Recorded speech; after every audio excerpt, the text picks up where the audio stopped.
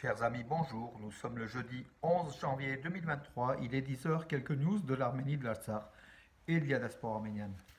Le Dauphiné libéré il y a quelques jours déjà, il y a longtemps que je ne vous avais pas parlé. Donc le numéro d'aujourd'hui, donc du Dauphiné libéré, c'est le seul journal local ici à Valence et région, hein.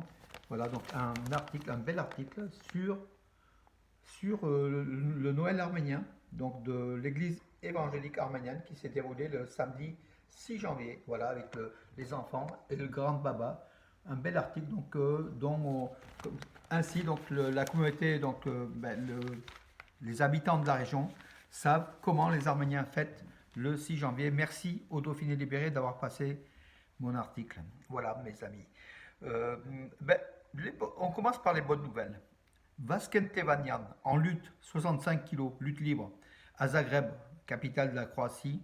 Il a remporté le tournoi qui donne des visas olympiques en fait, hein, voilà pour Paris 2024.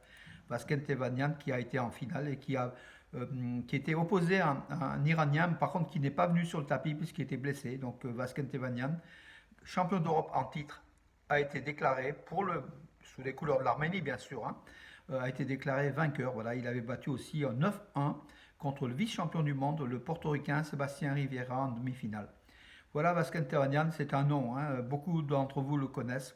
C'est un des meilleurs représentants de la lutte en Arménie. Le plus connu, bien sûr, c'est Arthur Alexanian, notre champion olympique de Rio 2016, et qui va briguer un nouveau titre. Il va essayer donc de récupérer encore un titre olympique à Paris en 2024, cet été en fait, hein, voilà.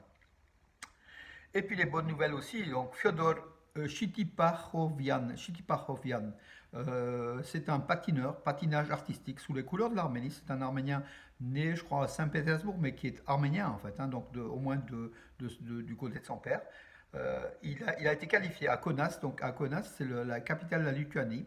Il a été qualifié en finale du patinage artistique, donc en figure libre, homme-messieurs, hein, voilà, court, en programme court. Euh, En finale, donc sous les couleurs de l'Arménie, il va essayer de remporter, mais enfin, bon, ça va être peut-être compliqué pour remporter. En tout cas, il participera à la finale de ce vendredi à 18 h, heure de Lituanie, en fait, heure lituanienne, 18 h. Ici, il doit y avoir un décalage d'une heure, je pense, voilà.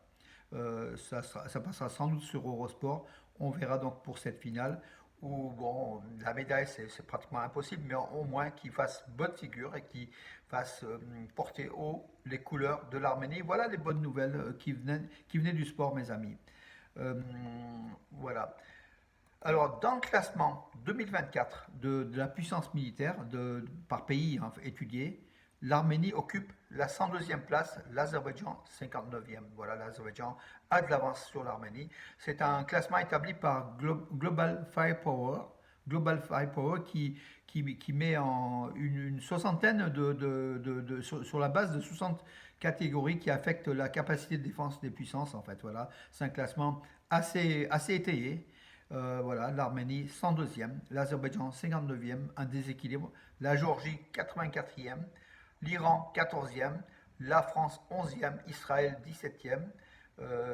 Voilà donc le classement, mes amis, donc, des puissances militaires de chaque pays. Bien sûr, dans les trois premiers, c'est les États-Unis, la Russie et la Chine, hein, donc voilà, c'est pas une surprise. Voilà, l'Arménie, et puis après viennent aussi dans le top 5 l'Inde qui est une puissance militaire bien sûr, et la Corée du Sud, voilà, qui est cinquième.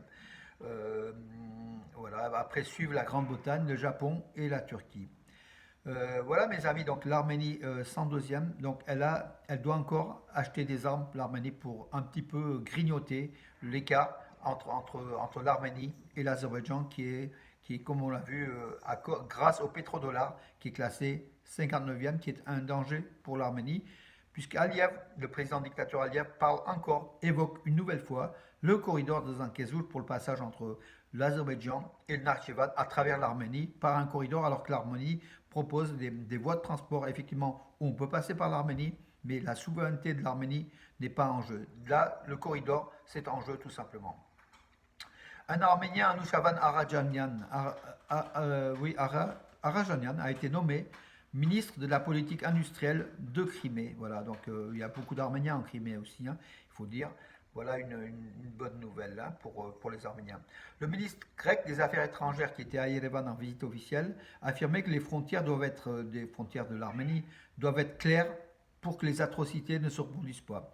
Voilà. Et puis il a affirmé l'aide de la Grèce à l'Arménie et puis son soutien par rapport au rapprochement avec l'Union européenne. L'Union européenne, l'Arménie par contre est loin, selon Arad Mirzoyan, le ministre des Affaires étrangères d'Arménie. Il a affirmé qu'il y a un long chemin à parcourir dans le processus d'approfondissement des relations entre l'Arménie et l'Union européenne. Donc l'Arménie est encore loin, mais se rapproche chaque jour davantage. L'Arménie a accordé depuis par rapport à son budget, a accordé près de 70 millions de dollars qui ont été alloués aux dépenses des déplacés de force de l'Artsakh. Donc les Arméniens réfugiés de l'Artsakh, l'Arménie comment dirais-je, a pris 70 millions de dollars de son budget pour venir en aide à ces réfugiés, et ce qui est tout à fait normal. Et là, on ne parle pas de l'aide internationale aussi, dont bénéficient aussi ces réfugiés.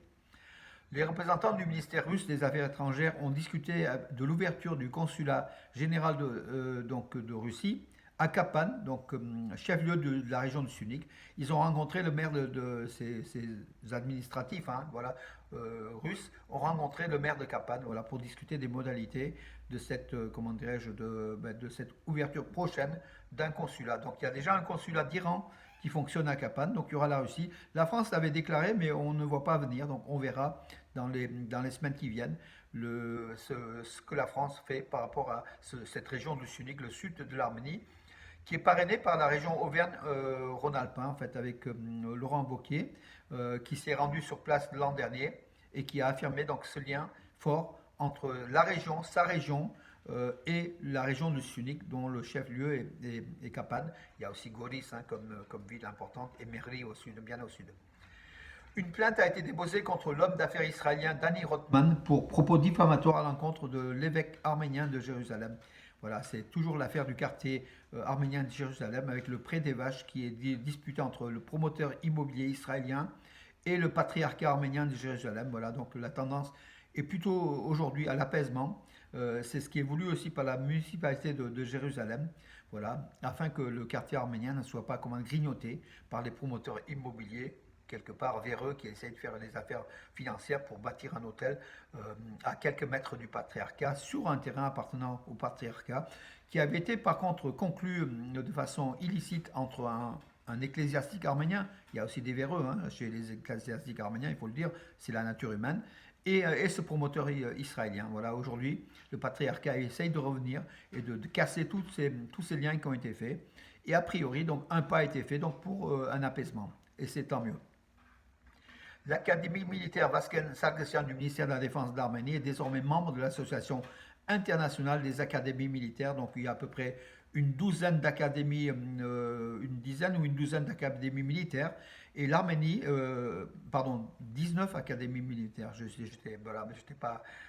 Il y a les États-Unis, le Canada, l'Allemagne, la France, la Suède, l'Espagne, le Brésil, le Qatar, la Pologne, la Corée du Sud, l'Afrique du Sud, la Colombie, les Philippines et le Kosovo. Donc l'Arménie fait partie désormais à cette association des académies militaires et l'Arménie bénéficiera des échanges comment dirais-je, de savoir, des échanges même d'élèves, hein, de formation avec ces académies. Il y a une coopération qui va s'installer entre l'Arménie et ces 19 pays qui ont souscrit cette association des académies militaires et c'est tant mieux, encore une bonne nouvelle pour l'Arménie. Voilà mes amis, ben, écoutez, je crois que j'en ai fait le tour, je regarde s'il n'y a pas une ou deux infos qui sont passés donc à travers. Non, mais écoutez, je crois que pour aujourd'hui, déjà, les bonnes nouvelles, je vous ai donné. Donc, avec les bonnes nouvelles en sport, les bonnes nouvelles pour l'académie, c'est aussi une bonne nouvelle. Et puis, pourvu que la paix puisse, comment dirais-je, la paix avoir lieu, et que les déclarations, encore une fois, provocatrices du dictateur Aliyev puissent cesser. Mais il y a quand même une bonne nouvelle, puisque l'Arménie a cédé sa place pour que l'Azerbaïdjan soit retenu comme organisatrice du COP 29. Donc ça aura lieu en octobre-novembre prochain. L'Azerbaïdjan qui va après c'était le Qatar, je crois, ou les Émirats, vont accueillir la COP 29. Donc voilà, c'est un sommet international de très grande envergure. De toute façon, dans cette année 2024 où l'Azerbaïdjan va accueillir le monde, hein, donc voilà, ne pourra pas, l'Azerbaïdjan ne pourra pas bouger beaucoup, beaucoup. Donc du coup, toute attaque contre l'Arménie, ça serait contre-productif pour l'Azerbaïdjan. Quelque part, l'Azerbaïdjan est aussi tombé dans le piège de l'organisation du COP29. Si Bakou veut organiser, Bakou doit rester en place. Et je pense que, moi personnellement, je pense que Bakou restera en place, surtout qu'en face, il y a quand même une pression internationale qui demande l'intégrité territoriale de l'Arménie. C'est ce qu'a déclaré aussi le ministre grec des Affaires étrangères hier à Yerevan. Et voilà, on y tient beaucoup, voilà, tout simplement. Euh, alors, alors, le président azerbaïdjanais dit que les conditions de paix avec l'Arménie ont été créées, bien sûr, voilà, encore une fois, alors que l'Azerbaïdjan n'a pas signé le traité de paix. La navette, enfin le dossier du traité de paix circule entre Yerevan et Bakou. Aujourd'hui, c'est dans le camp de Bakou. Yerevan l'a validé, c'est Bakou qui doit valider. À chaque fois, il y a des, comment dirais-je, Bakou essaye de grignoter, d'avoir des avantages avant la signature de ce traité de paix, même si Aliyev dit qu'on est pas loin de la signature de ce traité de paix. En tout cas, les conditions ne sont pas encore tout à fait avantageuses pour l'Azerbaïdjan pour qu'elle ne signe pas encore ce traité. Ça viendra sans doute, on verra, mais il faut aussi que derrière Erdogan puisse se calmer, ne pas inciter l'Azerbaïdjan à titiller l'Azerbaïdjan pour sa politique de va-t-en-guerre contre l'Arménie après l'occupation de l'Artsakh. Voilà mes amis aujourd'hui, donc voilà, j'ai terminé les infos d'aujourd'hui en tout cas, en vous souhaitant une bonne journée et puis en vous donnant rendez-vous à demain. Bonne journée.